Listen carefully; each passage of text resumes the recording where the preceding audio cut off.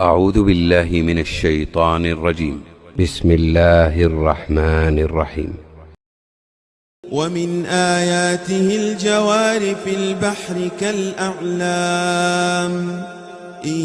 يشأ يسكن الريح فيظللن رواكد على ظهره إن في ذلك لآيات لكل صبار شكور أو يوبقهن بما كسبوا ويعفو عن كثير ويعلم الذين يجادلون في آياتنا ما لهم من محيص فما أوتيتم من شيء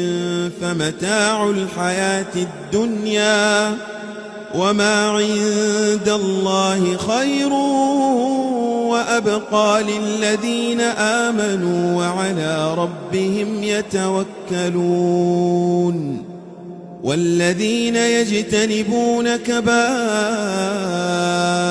الإثم والفواحش وإذا ما غضبوا هم يغفرون